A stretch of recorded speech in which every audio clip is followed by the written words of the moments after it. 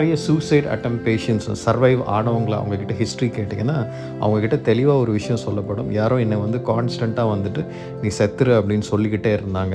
நீ பேசாமல் மரணத்துக்கு போயிட்டீன்னா இதெல்லாம் உனக்கு விடுதலையாக இருக்கும் அப்படின்னு யாரோ சொல்கிற மாதிரி இருக்கும் அப்படின்னு சொல்லிகிட்டே இருப்பாங்க.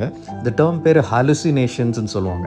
இது ஒரு சிலருக்கு வாய்ஸாக கேட்கும், அது ஆடிட்ரின்னு சொல்லுவாங்க. ஒரு சிலர் இதை விஷுவலைஸ் பண்ணி பார்க்க முடியும். ஏதோ ஒரு உருவம் எதிரில் நிற்கிற மாதிரி, ஏதோ ஒரு மனிதர் அவங்கக்கிட்ட பேசுகிற மாதிரி, கம்யூனிகேட் பண்ணுற மாதிரி அந்த இமேஜினரி ஃபீல்குள்ளே இருப்பாங்க. அதிகமாக ஸ்ட்ரெஸ் ஆகிட்டு இவங்களால நிம்மதியாக சாப்பிடவும் முடியாது, தூங்க முடியாது. ஒவ்வொரு நாளும் பார்த்திங்கன்னா ரொம்ப டார்மெண்டேஷனுக்குள்ளே அவங்க போவாங்க. ஆண்டவர் வசனம் தெளிவாக சொல்லுகிறது, அந்நியருடைய சத்தத்தை நீ கேட்கக்கூடாது. ஏன்னா அது கேட்டேன்னா அது பின்னாடி செல்வ, அது பொய். அப்போ சத்தியத்தின் வேர் நம்ம கூட இல்லை அப்படின்னா, வேதத்தின் அறிவு நமக்குள்ளே இல்லை அப்படின்னா, நம்ம அந்நிய சத்தத்தை நம்ப வேண்டியதாயிடும்.